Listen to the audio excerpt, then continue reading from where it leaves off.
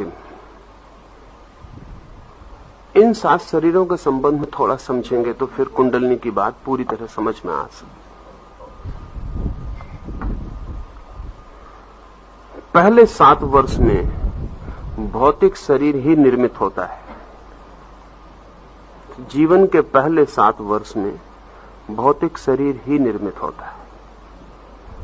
बाकी सारे शरीर बीज रूप होते हैं, उनके विकास की संभावना होती है, लेकिन वे विकसित उपलब्ध नहीं होते।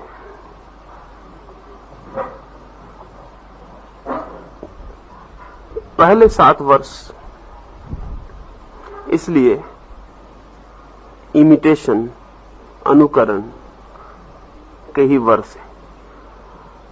पहले 7 वर्षों में कोई बुद्धि, कोई भावना, कोई कामना विकसित नहीं होती। विकसित होता है सिर्फ भौतिक शरीर।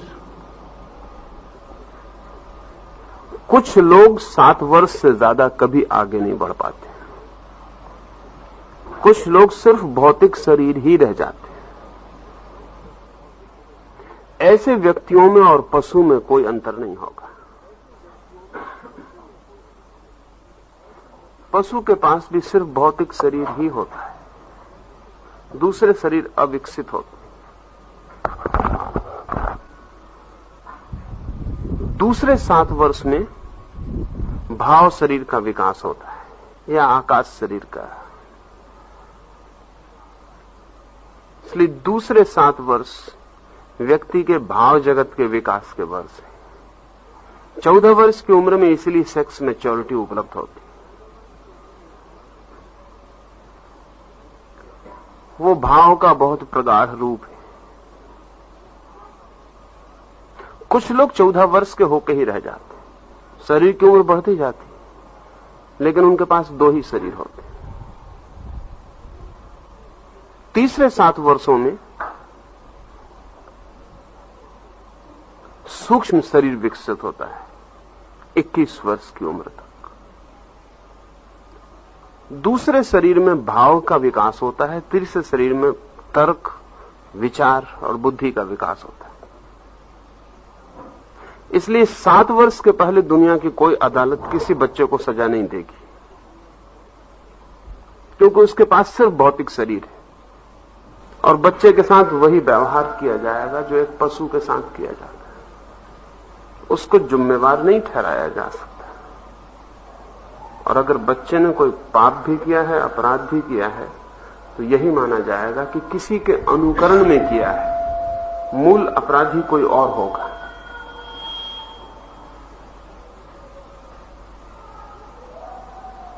दूसरे शरीर के विकास के बाद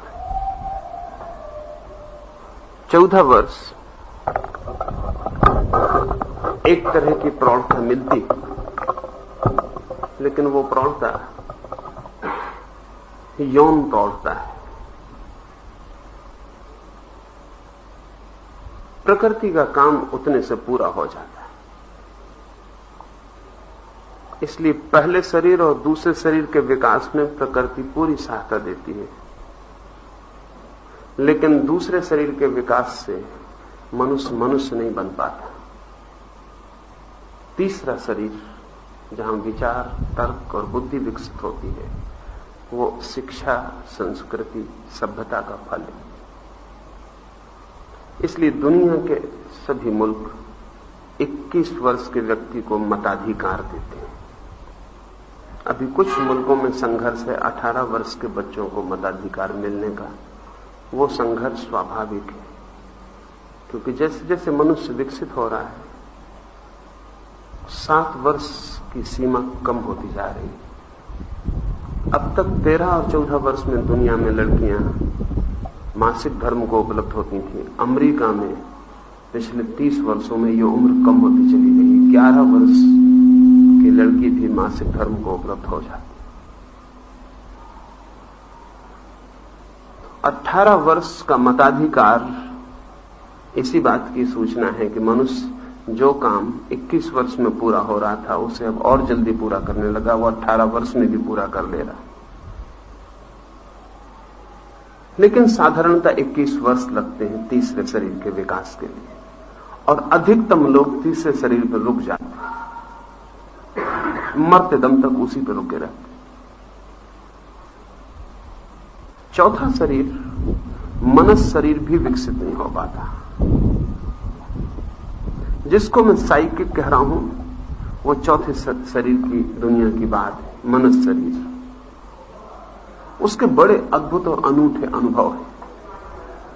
जैसे जिस व्यक्ति की बुद्धि विकसित न हुई हो, वो गणित में कोई आनंद नहीं ले सकता, वैसे गणित का अपना आनंद।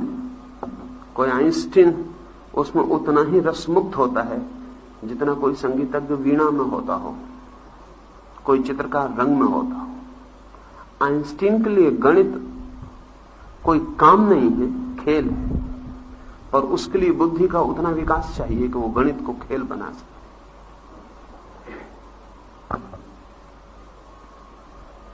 जो शरीर हमारा विकसित होता है, उस शरीर के अनंत अनंत आयाम हमारे लिए खुल जाते हैं। जिसका भाव शरीर विकसित नहीं हुआ, जो 7 वर्ष पर ही रुक गया है, उसके जीवन का रस खाने पीने पर समाप्त हो जाए।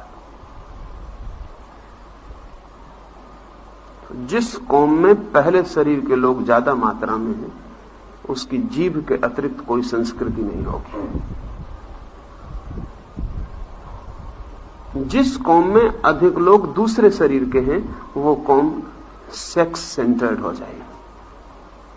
उसका सारा व्यक्तित्व, उसकी कविता, उसका संगीत, उसकी फिल्म, उसका नाटक, उसके चित्र, उसके मकान, उसकी गाड़ियां, सब किसी अर्थों में सेक्स सेंट्रिक हो जाएंगे। वो सब वासना से भर जाएंगे।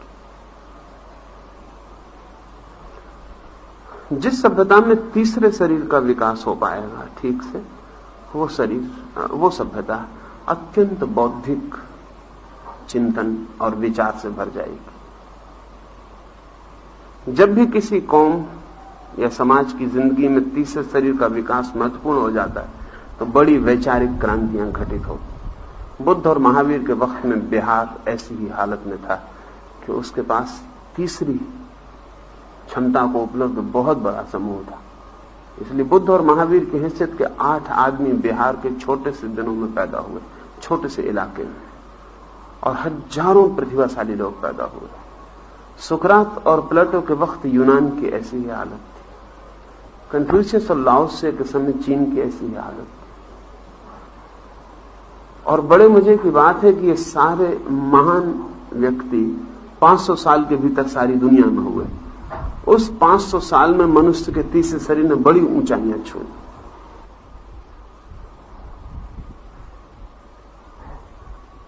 लेकिन आमतौर से तीसरे शरीर पर मनुष्य रुक जाता है। अधिक लोग 21 वर्ष के बाद कोई विकास नहीं करते। लेकिन ध्यान रहे, चौथा जो शरीर है उसके अपने अनूठे अनुभव हैं। जैसे तीसरे शरीर के हैं, दूसरे शरीर के हैं, पहले शरीर के हैं, चौथे शरीर के बड़े अनूठे अनुभव हैं। जैसे सम्मोहन, टेलीपैथी, क्लरवायंस, ये सब चौथे शरीर की संभावनाएं हैं। आदमी बिना समय और स्थान की बाधा के दूसरे से संबंधित हो सकता है। बिना बोले दूसरे के विचार पढ़ सकता है या अपने विचार दूसरे तक पहुंचा सकता है। बिना कहे, बिना समझाए कोई बात दूसरे में प्रवेश कर सकता है और उसका बीज बना सकता है। शरीर के बाहर यात्रा कर सकता है। एस्ट्रल प्रोजेक्शन, शरीर के बाहर घूम सकता है। अपने इस शरीर से अपने को अलग जान सकता है। इस चौथे शरीर की, मनस शरीर की, साइकिक बॉडी की बड़ी संभावनाएं हैं जो हम बिल्कुल ही विकसित नहीं कर पाते, क्योंकि इस दिशा में खतरे बहुत हैं एक, और इस दिशा में मिथ्या की बहुत संभावना है दो। क्योंकि जितनी चीजें सूक्ष्म होती चली जाती हैं, उतनी ही मिथ्या और फॉल्स संभावनाएं बढ़ती चली जाती हैं। अब एक आदमी अपने शरीर के बाहर गया या नहीं, वो सपना भी देख सकता है अपने शरीर के बाहर जाने का, जा भी सकता है, और उसके अतिरिक्त, स्वयं के अतिरिक्त और कोई गवाह नहीं होगा। इसलिए धोखे में पड़ जाने की बहुत गुंजाइश है, क्योंकि दुनिया जो शुरू होती है इस शरीर से वो सब्जेक्टिव है, इसके पहले की दुनिया ऑब्जेक्टिव है। अगर मेरे हाथ में रुपया है तो आप भी देख सकते हैं, मैं भी देख सकता हूं, 50 लोग देख सकते हैं। ये कॉमन रियलिटी है जिसमें हम सब सहभागी हो सकते हैं और जांच हो सकती है रुपया है या नहीं। लेकिन मेरे विचारों की दुनिया में आप सहभागी नहीं हो सकते, मैं आपके विचारों की दुनिया में सहभागी नहीं हो सकता। वो निजी दुनिया शुरू हो गई। जहां से निजी दुनिया शुरू होती है वहां से खतरा शुरू होता है, क्योंकि किसी चीज की वैलिडिटी, किसी चीज की सच्चाई के सारे बाह्य नियम खत्म हो जाते हैं। इसलिए असली डिसेप्शन का जो जगत है वो चौथे शरीर से शुरू होता है। उसके पहले के सब डिसेप्शन पकड़े जा सकते हैं, उसके पहले के सब धोखे पकड़े जा सकते हैं। और ऐसा नहीं है कि चौथे शरीर में जो धोखा दे रहा है वो जरूरी रूप से जान के दे रहा हो। बड़ा खतरा ये, वो अनजाने दे सकता है, खुद को दे सकता है, दूसरों को दे सकता है, उसे कुछ पता ही ना हो, क्योंकि चीजें इतनी बारीक और निजी हो गई हैं कि उसके खुद के पास भी कोई कसौटी नहीं है कि वो जाके जांच करे कि सच में जो हो रहा है वो हो रहा है कि वो कल्पना कर रहा है। तो ये जो चौथा शरीर है, इससे हमने मनुष्यता को बचाने की कोशिश की, और अक्सर ऐसा हुआ कि इस शरीर का जो लोग उपयोग करने वाले थे उनकी बहुत तरह की बदनामी और कंडेमनेशन हुआ। यूरोप में हजारों स्त्रियों को जला डाला गया, विचेस कह के, डांकने कह के, क्योंकि उनके पास ये चौथे शरीर का काम था। हिंदुस्तान में सैकड़ों तांत्रिक मार डाले गए इस चौथे शरीर की वजह से, क्योंकि वे कुछ सीक्रेट्स जानते थे जो कि हमें खतरनाक मालूम पड़े। आपके मन में क्या चल रहा है वे जान सकते हैं, आपके घर में कहां क्या रखा है ये उन्हें घर के बाहर से पता हो सकता है। तो सारी दुनिया में इस चौथे शरीर को एक तरह का ब्लैक आर्ट समझ लिया गया है, एक काले जादू की दुनिया है जहां की कोई भरोसा नहीं कि क्या हो जाए। और एक बार भी हमने मनुष्य को तीसरे शरीर पर रोकने की भरसक चेष्टा की कि चौथे शरीर पर खतरे थे, लेकिन खतरों के साथ उतने ही अद्भुत लाभ भी थे। तो बजाय इसके कि रोकते, जांच पड़ताल जरूरी थी कि वहां भी हम रास्ते खोज सकते हैं जांचने के। और अब वैज्ञानिक उपकरण भी हैं और समझ भी बढ़ी, रास्ते खोजे जा सकते हैं। जैसे कुछ चीजों के रास्ते अभी खोजे गए। कल ही मैं देख रहा था, अभी तक ये पक्का नहीं हो पाता था कि जानवर सपने देखते हैं कि नहीं देखते, क्योंकि जब तक जानवर कहे ना तब तक कैसे पता चले। हमारा भी पता इसलिए चलता है कि हम सुबह कह सकते हैं कि हमने सपना देखा, क्योंकि जानवर नहीं कह सकता तो कैसे पता चले कि जानवर सपना देखता है या नहीं देखता। बहुत तकलीफ से लेकिन रास्ता खोज लिया गया। एक आदमी ने बंदरों पर वर्षों मेहनत की ये बात जांचने के लिए वो सपने देखते हैं कि नहीं। अब सपना बहुत निजी चौथे बॉडी की बात है, बहुत निजी बात है, पर उसकी जांच की उसने जो व्यवस्था की वो समझने जैसी। उसने बंदरों को फिल्म दिखानी शुरू की, पर्दे पर फिल्म दिखानी शुरू की, और जैसे ही फिल्म चलनी शुरू हो नीचे से बंदर को शाख देने शुरू की बिजली की, और उसकी कुर्सी पर एक बटन लगा रखी जो उसको सिखा दी कि जब भी उसको शाख लगे तो बटन बंद कर दे तो शाख लगना बंद हो जाए। फिल्म शुरू हो और शाख लगे और वो बटन बंद करे, ऐसा उसका अभ्यास कराया। फिर उस कुर्सी पे उसको सो जाने दिया। जब उसका सपना चला तो उसको घबराहट हुई कि शाख न लग जाए। नींद में उसको घबराहट हुई, क्योंकि वो सपना और पर्दे पे फिल्म एक ही चीज है उसके लिए। उसने तत्काल बटन दबाई। इस बटन के दबाने का बार बार प्रयोग करने पर ख्याल में आया कि उसको कभी सपना चलता तब वो बटन दबा देता फौरन। अब सपने जैसी गहरी भीतर की दुनिया के, वो भी बंदर की जो कह ना सके, बाहर से जांच का कोई उपाय खोजा जा सका। साधकों ने चौथे शरीर के भी बाहर से जांचने के उपाय खोज लिए और अब तय किया जा सकता है कि जो हुआ वो सच है या गलत, वो मिथ्या है या सही। जिस कुंडलनी का तुमने चौथे शरीर पर अनुभव किया वो वास्तविक है या झूठ। सिर्फ साइकिक होने से झूठ नहीं होती, फॉल्स साइकिक स्थितियां भी हैं और ट्रू साइकिक स्थितियां भी। यानी जब मैं कहता हूं कि वो मनस की है बात, तो इसका मतलब ही नहीं होता कि झूठ हो गई। मनस में भी झूठ हो सकती है और मनस में भी सही हो सकती है। तुमने एक सपना देखा रात, ये सपना एक सत्य है क्योंकि ये घटा, लेकिन सुबह उठकर तुम ऐसे सपने को भी याद कर सकते हो जो तुमने देखा नहीं, लेकिन तुम कह रहे हो कि मैंने देखा, तब ये झूठ है। एक आदमी सुबह उठकर कहता है कि मैं सपना देखते ही नहीं। हजारों लोग हैं जिनको ख्याल है कि वो सपने नहीं देखते, वो सपने देखते, क्योंकि सपने जांचने के अब बहुत उपाय हैं जिनसे पता चलता है कि वो रात भर सपने देखते, लेकिन सुबह वो कहते हैं हमने सपने देखे ही नहीं। तो वो जो कह रहे हैं बिल्कुल झूठ कह रहे हैं, हालांकि उन्हें पता नहीं, असल में उनको स्मृति नहीं बचती सपने। इससे उल्टा भी हो रहा है, जो सपना तुमने कभी नहीं देखा उसकी भी तुम सुबह कल्पना कर सकते हो तुमने देखा, वो झूठ होगा। सपना कहने से कुछ झूठ नहीं हो जाता, सपने के अपने यथार्थ हैं। झूठा सपना भी हो सकता है, सच्चा सपना भी। मेरा मतलब समझे, सच्चे का मतलब ये कि जो हुआ है सच में हुआ है। और ठीक ठीक तो सपने को तुम बता ही नहीं पाते सुबह। मुश्किल से कोई आदमी है जो सपने की ठीक रिपोर्ट कर सके। इसलिए पुरानी दुनिया में जो आदमी अपने सपने की ठीक ठीक रिपोर्ट कर सकता था उसकी बड़ी कीमत हो जाती। उसकी बड़ी कठिनाइयां हैं सपने की रिपोर्ट ठीक से देने की। बड़ी कठिनाई तो यह है कि जब तुम सपना देखते हो तब उसका सीक्वेंस अलग होता है, और जब याद करते हो तब उल्टा होता है। फिल्म की तरह जब हम फिल्म देखते हैं तो शुरू से देखते हैं, पीछे की तरफ।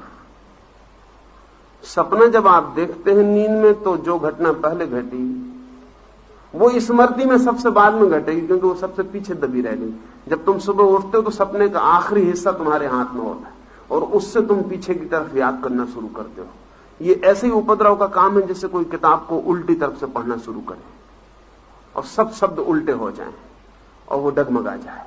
इसलिए थोड़ी दूर तक ही जा पाते हो सपने में, बाकी सब गड़बड़ हो जाती। उसे याद रखना और उसको ठीक से रिपोर्ट कर देना बड़ी कला की बात। इसलिए हम आमतौर से गलत रिपोर्ट करते हैं, जो हमने नहीं हुआ होता वो रिपोर्ट करते हैं। बहुत कुछ खो जाता है, बहुत कुछ बदल जाता है, बहुत कुछ जुड़ जाता है। ये जो चौथा शरीर है सपना, इसकी ही घटना है। इस चौथे शरीर की बड़ी संभावनाएं हैं। जितनी भी योग में सिद्धियों का वर्णन है वो इस सारे चौथे शरीर की ही व्यवस्था है। और निरंतर योग ने सचेत किया है कि उनमें मत जाना। सबसे बड़ा डर यही है कि उसमें मिथ्या में जाने की बहुत उपाय है और भटक जाने की बड़ी संभावना है। और अगर वास्तविक में भी चले जाओ तो भी उसका आध्यात्मिक मूल्य नहीं है। तो जब मैंने कहा कि कुंडलनी साइकिक है, तो मेरा मतलब यह था कि वो इस चौथे शरीर की घटना है वस्तुतः। इसलिए फिजियोलॉजिस्ट तुम्हारे इस शरीर को जब खोजने जाएगा तो उसमें कोई कुंडलनी नहीं पाएगा। तो तुम सारी दुनिया के सर्जन डॉक्टर कहेंगे कि कहां की फिजूल की बातें कर रहे हो, कुंडलनी जैसी कोई चीज इस शरीर में नहीं, तुम्हारे चक्र इस शरीर में कहीं भी नहीं। वो चौथे शरीर की व्यवस्था है। वो चौथा शरीर लेकिन सूक्ष्म, उसे पकड़ा नहीं जा सकता। पकड़ में तो यही शरीर आता है, लेकिन उस शरीर और इस शरीर के तालमेल पड़ते हुए स्थान है। जैसे कि हम 7 कागज रख लें और एक अल्पीन 7 कागज में डाल दें और एक छेद 7 कागज में एक जगह पर हो जाए। अब समझ लो कि पहले कागज पर छेद विदा हो गया, नहीं, फिर भी दूसरे कागज पर, तीसरे कागज पे जहां छेद है उससे करस्पॉन्ड करने वाला स्थान पहले कागज पर भी है। छेद तो नहीं, इसलिए पहले कागज की जांच पे वो छेद नहीं मिलेगा, लेकिन पहले कागज पर भी करस्पॉन्डिंग कोई बिंदु है जिसको अगर हाथ रखा जाए तो वो तीसरे चौथे कागज पर जो बिंदु है उसी जगह पर होगा। तो इस शरीर में जो चक्र है, कुंडलनी है, जो बात है, वो इस शरीर की नहीं, वो इस शरीर में सिर्फ करस्पॉन्डिंग बिंदुओं की है। और इसलिए कोई शरीर शास्त्री इंकार करे तो गलत नहीं कह रहा है। वहां कोई कुंडली नहीं मिलती, कोई चक्र नहीं मिलता, वो किसी और शरीर पर है। लेकिन इस शरीर से संबंधित बिंदुओं का पता लगाया जा सकता है। तो कुंडलनी चौथे शरीर की घटना है, इसलिए मैंने कहा साइकिक है। और जब मैं कह रहा हूं कि ये साइकिक होना, ये मानसिक होना भी दो तरह का हो सकता है, गलत और सही, तो मेरी बात तुम्हारे ख्याल में आ जाएगी। गलत तब होगा जब तुमने कल्पना की, क्योंकि कल्पना भी चौथे शरीर की ही स्थिति है। जानवर कल्पना नहीं कर पाते, तो जानवर का अतीत थोड़ा बहुत होता है, भविष्य बिल्कुल नहीं होता। इसलिए जानवर निश्चिंत है, क्योंकि चिंता सब भविष्य के बोध से पैदा होती।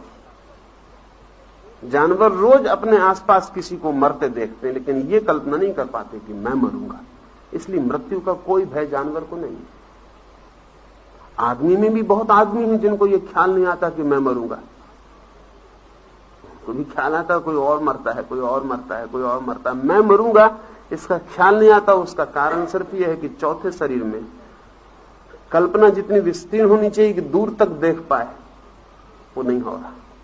अब इसका मतलब यह हुआ कि कल्पना भी सही होती और मिथ्या होती। सही का मतलब सिर्फ यह है कि हमारी संभावना दूर तक देखने की, जो अभी नहीं है उसको देखने की संभावना कल्पना की बात है। लेकिन जो होगा ही नहीं, जो है ही नहीं, उसको भी मान लेना कि हो गया है और है, वो मिथ्या कल्पना हो गई। तो कल्पना का अगर ठीक उपयोग हो तो विज्ञान पैदा हो जाता है, क्योंकि विज्ञान सिर्फ एक कल्पना है प्राथमिक रूप से। हजारों साल से आदमी सोचता है कि आकाश में उड़ेंगे। जिस आदमी ने यह सोचा है आकाश में उड़ेंगे, बड़ा कल्पनाशील रहा होगा। लेकिन अगर किसी आदमी ने यह न सोचा होता तो राइट ब्रदर्स हवाई जहाज नहीं बना सकते थे। हजारों लोगों ने कल्पना की है और सोचा है कि हवाई जहाज में उड़ेंगे, इसकी संभावना को जाहिर किया है। फिर धीरे धीरे संभावना प्रकट होती चली गई, खोज हो गई और बात हो गई। फिर हम सोच रहे हैं हजारों वर्षों से कि चांद पर पहुंचेंगे। वो कल्पना थी, उस कल्पना को जगह मिल गई, लेकिन वो कल्पना ऑथेंटिक थी। यानी वो कल्पना मिथ्या के मार्ग पर नहीं थी, वो कल्पना भी उस सत्य के मार्ग पर थी जो कल आविष्कृत हो सकता है। तो वैज्ञानिक भी कल्पना कर रहा है, पागल भी कल्पना कर रहा है। तो अगर मैं कहूं कि पागलपन भी कल्पना है और विज्ञान भी कल्पना है, तो तुम ये मत समझ लेना कि दोनों एक ही चीज है। पागल भी कल्पना कर रहा है, लेकिन वो ऐसी कल्पनाएं कर रहा है जिनका वस्तु जगत से कभी कोई तालमेल न है, न हो सकता है। वैज्ञानिक भी कल्पना कर रहा है, लेकिन ऐसी कल्पना कर रहा है जो वस्तु जगत से तालमेल रखती है, और अगर कहीं तालमेल नहीं रखती है तो तालमेल होने की संभावना है पूरी की पूरी। तो इस चौथे शरीर की जो भी संभावनाएं हैं, उनमें सदा डर है कि हम कहीं भी चूक जाएं और मिथ्या का जगत शुरू हो जाता है। तो इसलिए इस चौथे शरीर में जाने के पहले सदा अच्छा है कि हम कोई अपेक्षाएं लेके ना जाएं, एक्सपेक्टेशंस ना हो, क्योंकि चौथा शरीर मनस शरीर है। जैसे कि मुझे अगर जमीन इस मकान से नीचे उतरना है वस्तुतः, तो मुझे सीढ़ियां खोजनी पड़ेंगी, लिफ्ट खोजनी पड़ेगी। लेकिन मुझे अगर विचार में उतरना है तो लिफ्ट और सीढ़ी की कोई जरूरत नहीं, मैं यहीं बैठ के उतर जाऊंगा। तो विचार और कल्पना में खतरा यह है कि चूंकि कुछ नहीं करना पड़ता, सिर्फ विचार करना पड़ता है, कोई भी उतर सकता है। और अगर अपेक्षाएं लेके कोई गया तो जो अपेक्षाएं लेके जाता है उन्हीं में उतर जाएगा, क्योंकि मन कहेगा कि ठीक है, कुंडलनी जगानी, ये जाग गई, और तुम कल्पना करने लगोगे कि जाग रही, और तुम्हारा मन कहेगा कि बिल्कुल जाग गई और बात खत्म हो गई, कुंडलनी उपलब्ध हो गई, चक्र खुल गए, ऐसा हो गया। लेकिन इसको जांचने की कोई कसौटी है, और वो कसौटी ये है कि प्रत्येक चक्र के साथ तुम्हारे व्यक्तित्व में आमूल परिवर्तन होगा। उस परिवर्तन की तुम कल्पना नहीं कर सकते, क्योंकि वो परिवर्तन वस्तु जगत का हिस्सा है। जैसे कुंडलनी जगे तो शराब नहीं पी जा सकती, असंभव है, क्योंकि वो जो मनस शरीर है वो सबसे पहले शराब से प्रभावित होता है। वो बहुत डेलिकेट है। इसलिए बड़ी हैरानी की बात जान के होगी कि अगर स्त्री शराब पी ले और पुरुष शराब पी ले तो पुरुष शराब पी के इतना खतरनाक कभी नहीं होता जितनी स्त्री शराब पी के खतरनाक होती। उसका मनस शरीर और भी डेलिकेट है।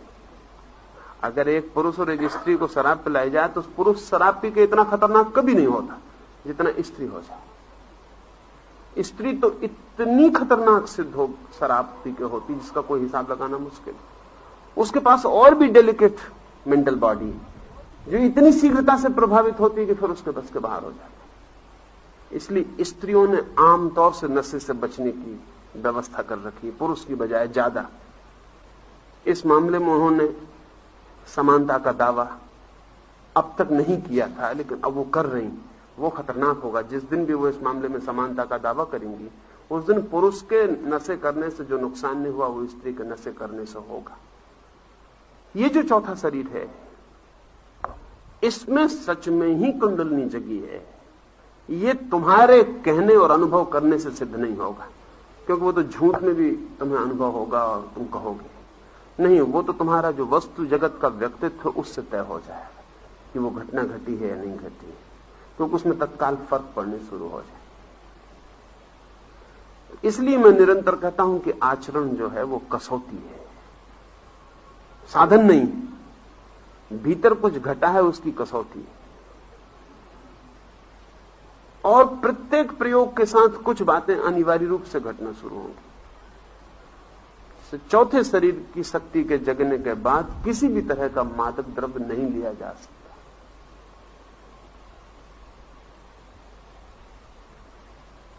अगर लिया जाता है और उसमें रस है तो जानना चाहिए कि किसी मिथ्या कुंडलनी के ख्याल में पड़ गए हो, वो नहीं संभव है। जैसे कुंडलनी जागने के बाद हिंसा करने की वृत्ति सब तरफ से विदा हो जाए। हिंसा करना ही नहीं, हिंसा करने की वृत्ति।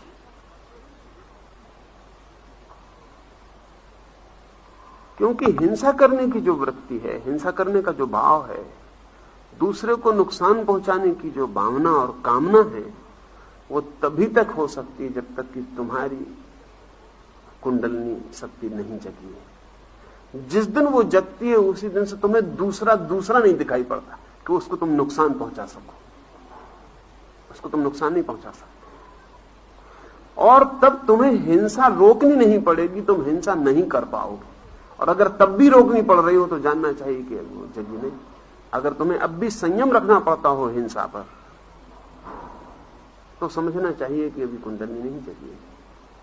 अगर आंख खुल जाने पर भी तुम लकड़ी से टटोल के चलते हो तो समझ लेना चाहिए आंख नहीं खुली है। भला तुम कितने कहते हो कि आंख खुल गई, क्योंकि तुम अभी लकड़ी नहीं छोड़ते और तुम टटोलना भी जारी रखे हुए हो, टटोलना भी बंद नहीं करते। तो साफ समझा जा सकता है, हमें पता नहीं कि तुम्हारी आंख खुली है कि नहीं खुली, लेकिन तुम्हारी लकड़ी और तुम्हारा टटोलना और डर डर के तुम्हारा चलना बताता है कि आंख नहीं खुली है। चरित्र में आमूल परिवर्तन होगा और सारे नियम जो कहे गए हैं महाव्रत वो सहज हो जाएंगे। तो समझना कि सच में ही ऑथेंटिक है, साइकिक ही है लेकिन ऑथेंटिक है और अब आगे जा सकते हो, क्योंकि ऑथेंटिक से आगे जा सकते हो। अगर झूठी है तो आगे नहीं जा सकते। और चौथा शरीर मुकाम नहीं, अभी और शरीर है।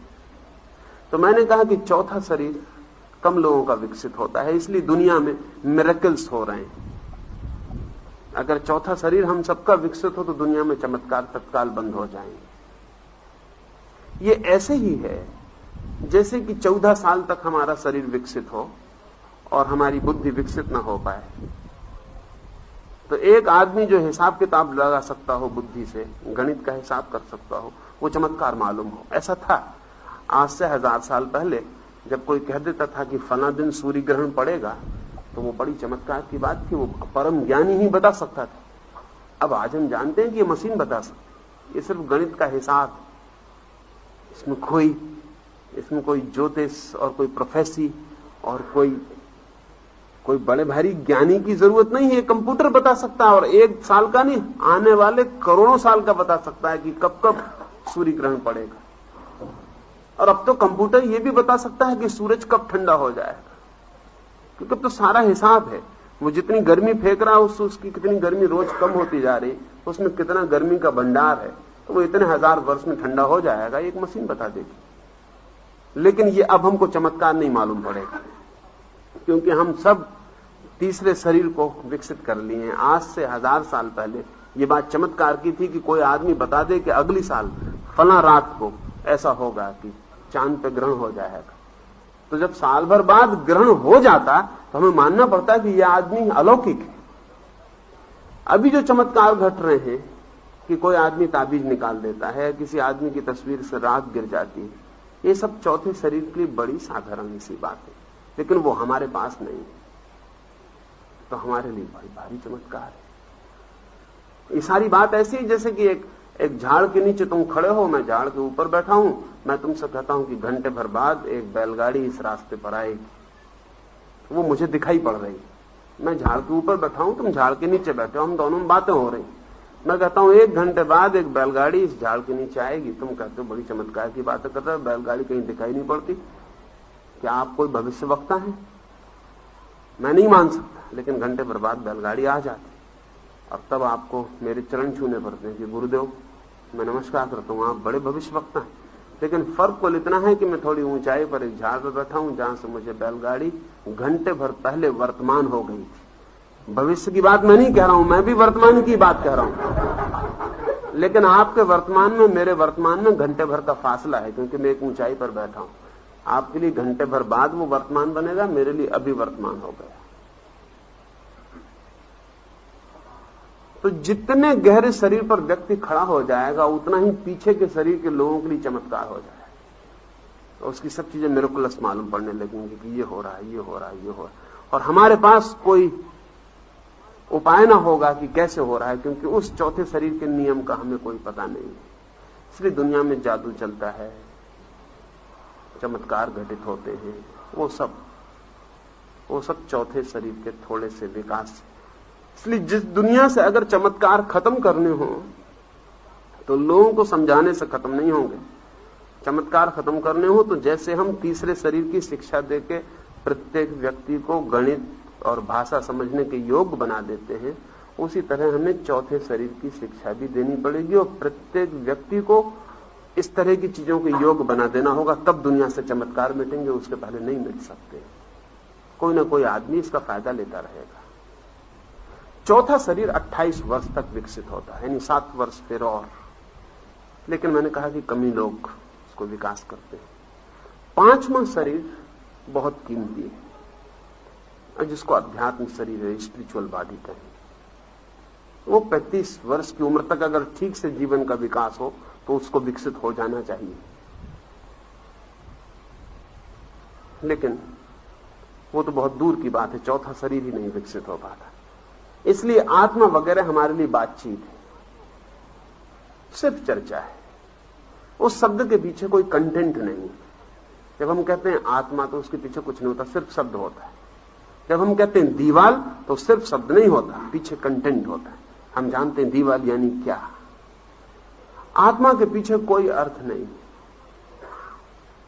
क्योंकि आत्मा हमारा अनुभव नहीं, वो 5वां शरीर है। और चौथे शरीर में कुंडलनी जगे तो ही 5वें शरीर में प्रवेश हो सकता है, अन्यथा 5वें शरीर में प्रवेश नहीं हो सकता। चौथे का पता नहीं, इसलिए 5वें का पता नहीं हो पाता, और 5वां भी बहुत थोड़े से लोगों को पता हो पाता, जिसको हम आत्मवादी कहते हैं। कुछ लोग उस पर रुक जाते हैं और वो कहते हैं बस यात्रा पूरी हो गई, आत्मा पा लिया और सब पा लिया। यात्रा अभी भी पूरी नहीं हो गई। इसलिए जो लोग इस 5वें शरीर पर रुकेंगे वो परमात्मा को इंकार कर देंगे। वो कहेंगे कोई ब्रह्म, कोई परमात्मा वगैरह नहीं। जैसे जो पहले शरीर पर रुकेगा वो कह देगा कि कोई आत्मा वगैरह नहीं। तो एक शरीरवादी है, एक मटेरियलिस्ट है, वो कहता है शरीर सब कुछ है, शरीर मर जाता है, सब मर जाता है। ऐसा आत्मवादी है, वो कहता आत्मा ही सब कुछ है, इसके आगे कुछ भी नहीं, बस परम स्थिति आत्मा है। लेकिन वो पांचवा शरीर ही है। छठवां शरीर ब्रह्म शरीर, तो कॉस्मिक बॉडी।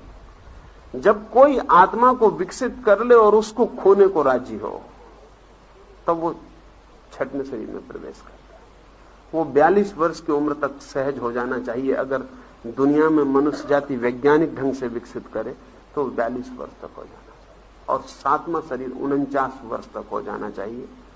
वो सातवां शरीर निर्वाण काया है, वो कोई शरीर नहीं, वो बॉडीलेसनेस की हालत है, वो परम, वहां शून्य ही शेष रह जाएगा, वहां ब्रह्म भी शेष नहीं, वहां कुछ भी शेष नहीं, वहां सब समाप्त हो गया। इसलिए बुद्ध से जब भी कोई पूछता है वहां क्या होगा, तो वे कहते हैं जैसे दिया बुझ जाता, फिर क्या होता, खो जाती है ज्योति।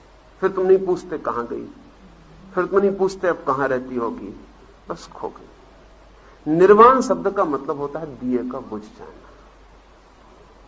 इसलिए बुद्ध कहते हैं निर्वाण हो जाता है। पांचवें शरीर तक मोक्ष की प्रतीति होगी, क्योंकि परम मुक्ति हो जाएगी। 4 शरीरों के बंधन गिर जाएंगे और आत्मा परम